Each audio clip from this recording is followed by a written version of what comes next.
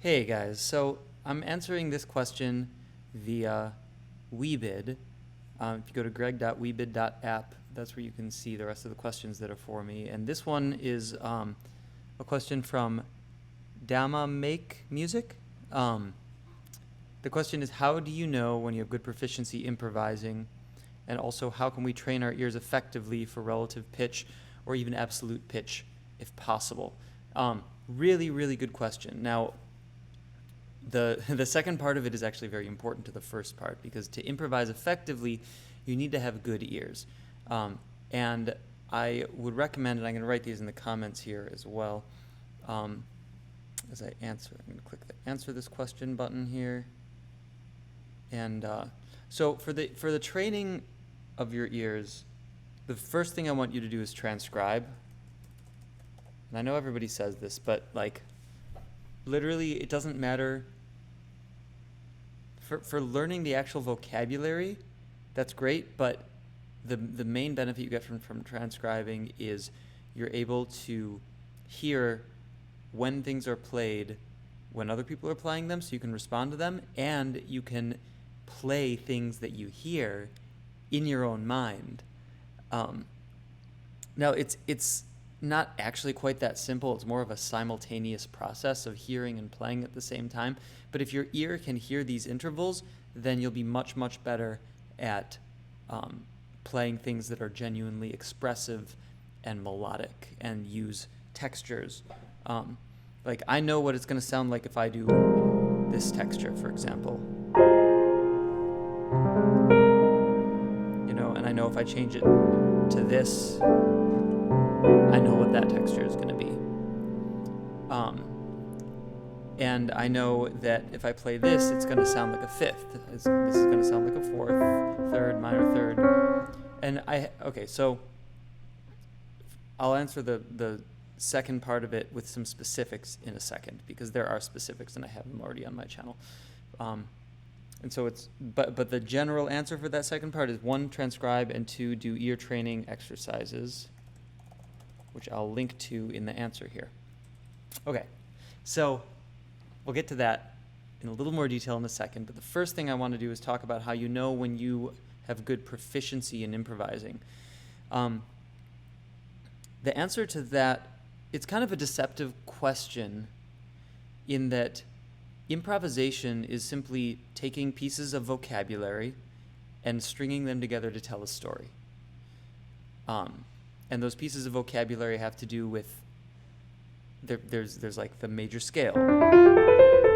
That's a piece of vocabulary, the fact that a major scale exists. But there's also vocabulary as in when you take the major scale and you do a riff, like that's a piece of vocabulary, and you can take that and you can move it somewhere, and that's improvising. I've just improvised a melody that has taken you somewhere. And the reason that, I could go into the layers of reasoning why that actually made sense as a melodic idea, but the most basic version of everything that's happening there, as far as explanation goes, is it's a shape based on a major scale, and now it's a shape, the same shape based on a different scale, using a different chord tone. It also has to do with where the tritone lies and the tension release patterns and all these things, but that'll have to be for a different answer, because I could talk about that forever.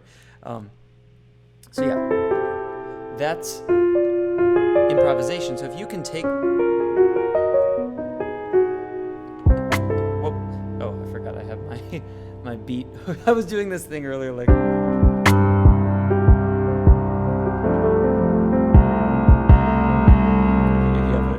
You have the subwoofer hooked up, that was probably pretty loud. I'm going to turn off the drum rack here. Okay, so anyway, back to the little mini lesson. You know you have proficiency in improvising when you can take a piece of vocabulary and you can move it around and tell a story with it. How you get there is a winding road. And I've done some videos called Jazz Improvisation for the Classical Pianist, where if you have all this vocabulary as a classical pianist, you can actually use that vocabulary to tell stories in a context of improvised piano and jazz. So you can skip some steps, but if you have no knowledge, then you start with the basics. You start with your major scale,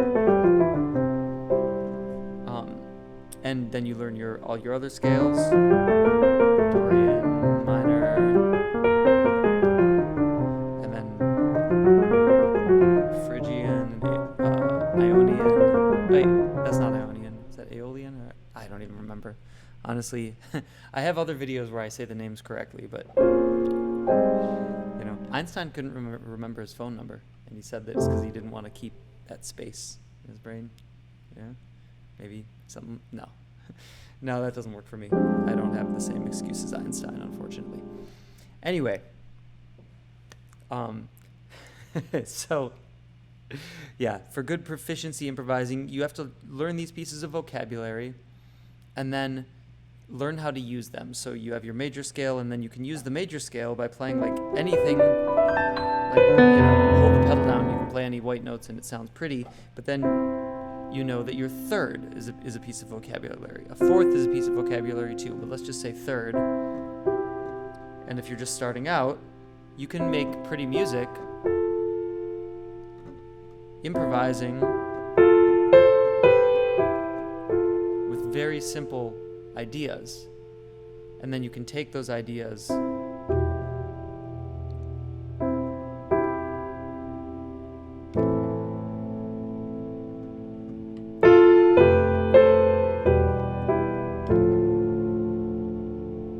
and see, I'm taking a melodic idea and I'm developing it. So that I'm skipping a lot of steps here for brevity, because to be able to do that, you need to learn the major scales. You need to go through all of your intervals, learn seconds, thirds, fourths, fifths, sixths, sevenths, and then your minor seconds and your minor thirds and flat fifths and all of that, so that you can use those in the context of improvisation. But always, as you're learning those, spend about half your time, I would recommend, just practicing the musical aspects, using the vocabulary that you know. That's the thing that most people miss. So if you're learning thirds, make sure you give yourself the time to play with them.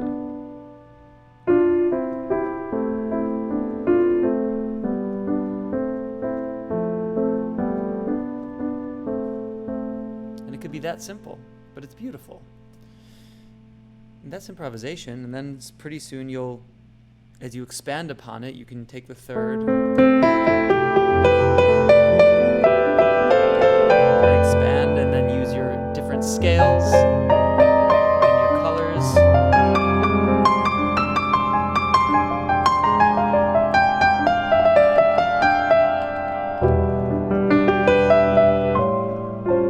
And then take in different ideas of jazz vocabulary and chord structures.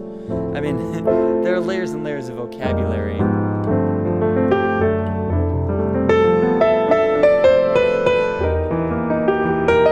it gets more abstract.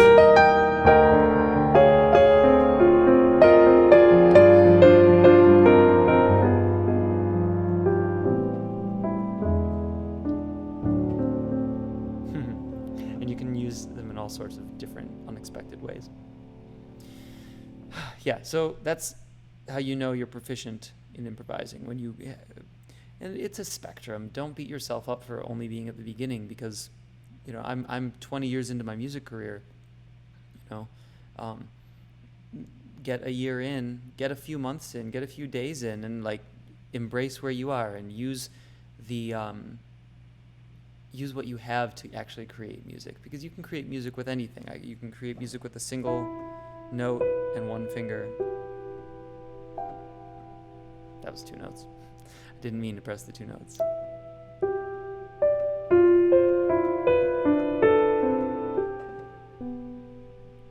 If you listen,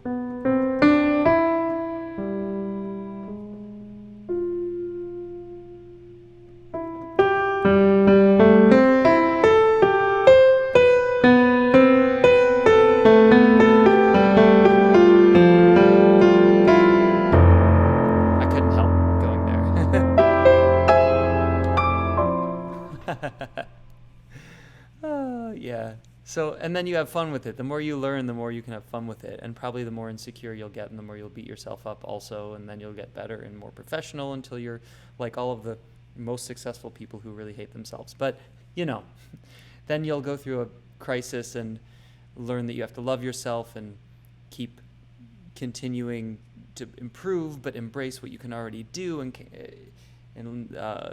celebrate the wins and not compare yourself to others and all that stuff that you eventually get through as you get older and go through all of the trials and tribulations of a career in the entertainment industry, or you just become a terrible person. But hopefully you don't. Anyway, and the training that years effectively, I have some videos. I'll try to dig them up right now before I do this answer so that I can show you. But there are ear training videos on my weekly piano channel, and they have like these exercises where I'll ask you to name something. I'll ask you to name an interval, and then when I play it, and then I'll say what the interval is afterwards. It's an exercise I do with my students. Sometimes I'd highly, highly recommend it. And then transcribe. So yeah, hope that was helpful. And ask me questions on the Weebid page, please. greg.weebid.app, greg.weebid.app, because that's where I'm going to be answering your questions. And if you really love me, you can bid money on the questions, where you just like put $5 in and you can bid $1 on this question or $2 on that question, and you only actually pay the money if I answer the question. And I really appreciate the support when you do. Thanks, guys. Love you very much. And yeah, happy election day. It's election day. Oh, Jesus Christ.